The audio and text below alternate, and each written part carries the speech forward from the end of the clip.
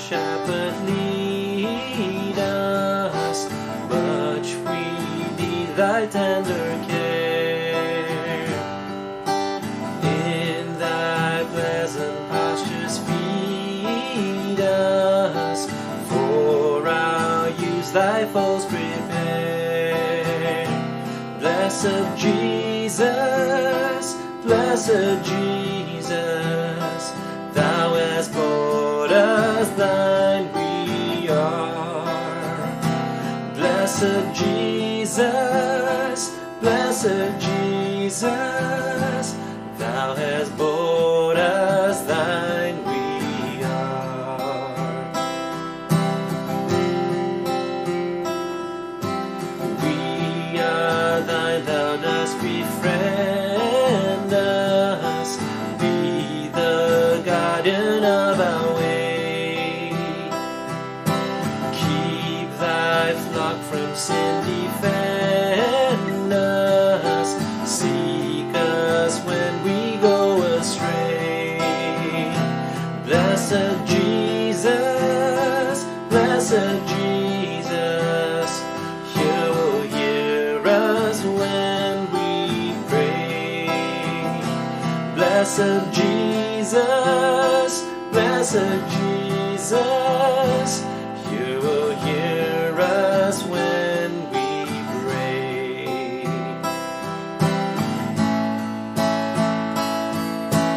Early let us seek thy favor, early let us do thy will. Blessed Lord and only Savior, with thy love our bosoms fill. Blessed Jesus, blessed Jesus, thou hast loved us, love us still. Blessed Jesus, blessed Jesus, thou hast loved us, love us still. Blessed Jesus, blessed Jesus, thou hast loved us, love us still. Blessed Jesus, blessed Jesus, thou hast loved us, love us still.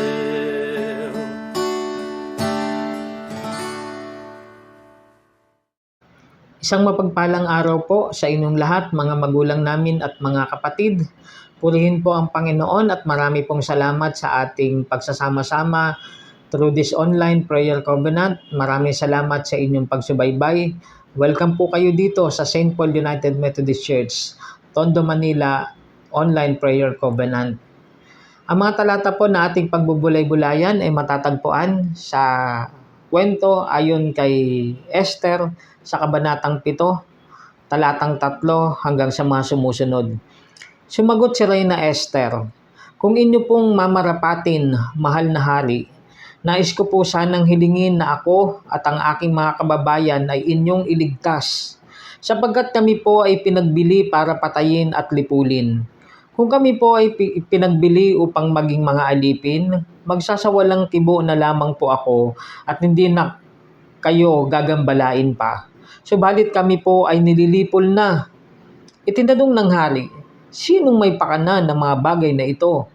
Sumagot si Esther, "Ang aming kaaway at taga-usig, ang masamang si Haman." At si Haman ay nangatog sa takot sa harap ng hari at ng reyna.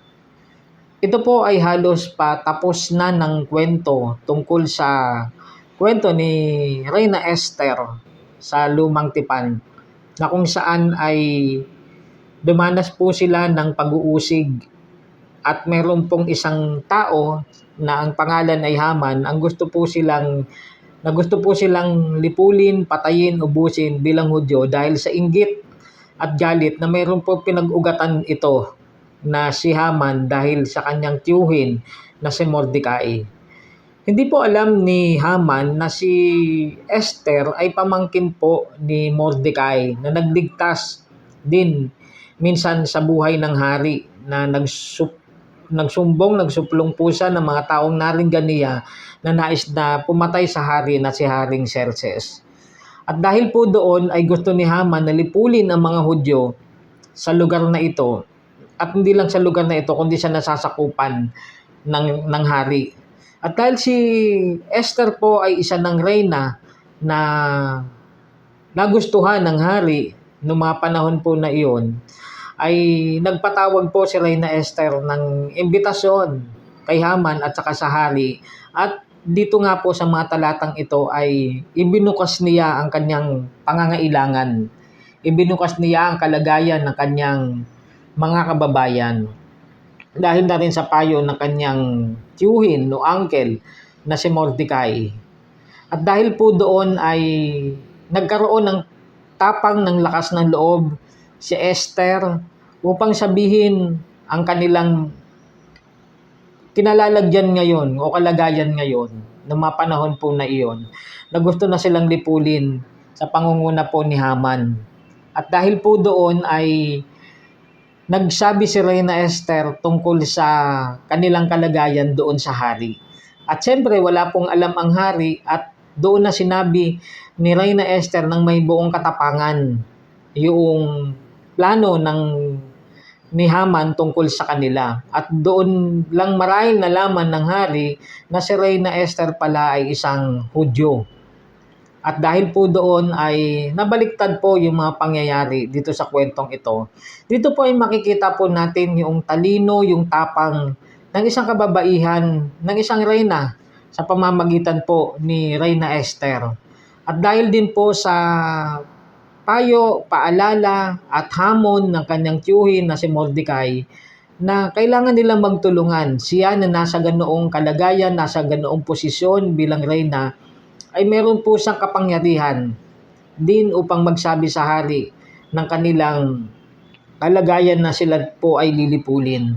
Makikita po natin dito sa reyna na ito, na si Reyna Esther, ang katapangan at ang kanyang dedikasyon. Before po na mangyari po ito, ay nagkaroon po muna sila ng fasting. Nag-fasting and prayer po muna si Reyna Esther kasabay ng kanyang mga kababayan at ito po yung itinakdang araw niya para sabihin sa hari ang kanilang kalagayan. Sa atin pong panahon ngayon at maging sa mga kasaysayan po natin ay meron din po mga kababaihan na naging matapang upang sila ay lumaban, patuloy na magkaroon ng boses, ng power sa pamamagitan ng kanilang kakayahan o magagawa bilang mga kababaihan. Salamat sa Panginoon dahil dito sa ating bansa ay meron po silang maraming mga karapatan na ibinibigay po para tunay nga sila ay makaganap na maging malaya. At marami pong mga trabaho at gawain ngayon na halos may participation na rin ng ating mga kababaihan.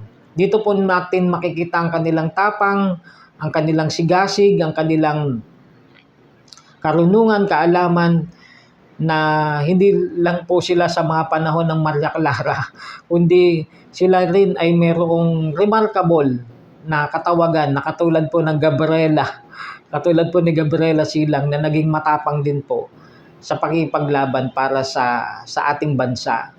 At saludo po ako sa mga kababaihan na hindi po sumusuko at patuloy na nagpapakita ng lakas ng loob, ng tapang upang harapin at mga hamon ng buhay. Naririyan po sila, maaaring mga single mother o kaya sila po ay mga kababayan po natin, lalong-lalo na nasa abroad, na kung saan ay nagsasakripisyo, nagtitiis para sa kanilang pamilya dahil sa kanilang katapangan, dahil sa kanilang lakas ng loob. At naway patuloy po natin silang ipanalangin at patuloy na gabayan ng Panginoon ng ating mga kababaihan, lalong-lalo na yung humaharap sa iba't ibang mga hamon ng buhay. Sa pangalan ng Ama, ng Anak at ng Banal na Espiritu, tayo po ay manalangin. Aming Ama at aming Diyos na lumikha sa amin, lalong-lalo na sa mga kababaihan o Diyos, maaaring sila ay aming kapatid, maaaring sila ay aming kaibigan, o maaaring sila ay aming asawa, kaagapay, katuwang sa buhay. Salamat Panginoon sa pagpapalakas mo sa mga kababaihan po namin sa bansang ito o Diyos na mayroong pantay na karapatan. Sila rin Panginoon ay mayroong mga kakayahan na nagagawa rin ng nagagawa rin ng mga kalalakihan Panginoon. Salamat po maging sa loob ng simbahan ay may mga kababaihan ka na ginagamit na nangunguna sa amin Panginoon.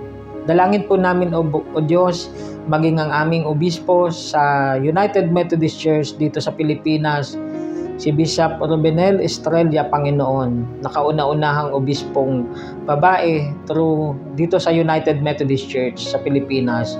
Pagpalain niyo po siya, patuloy ng pagkalooban, Panginoon, ng kalakasan, ng kalusugan, ng karunungan, ng tapang na nagmumula sa inyo, Panginoon. I-cover niyo po siya ng iyong banal na dugo. Ikaw ang patuloy na gumabay, manguna, at tumawak sa kanya, maging sa mga obispo pa po namin na namamahala po, nangunguna sa mga episcopal areas. Pagpalain mo sila, Panginoon, na nakikinig ngayon. Maaaring kalalakihan man o kababaihan, patuloy mo pagkalooban ng lakas ng loob, ng tapang, ng karunungan na nagmumula sa inyo sa pagharap nila sa mga hamon ng buhay. Bilang individual, bilang pamilya, Panginoon. Pinagkakatiwala po namin, O Diyos, minsan pa ang araw na itong maghapon, ang inyong pagsama, pag-agapay, pagtaguyod at pangunguna sa amin. Dalangin po namin ang lahat ng ito, Ama, sa tanging pangalan ng inyong anak na si Jesus. Amen.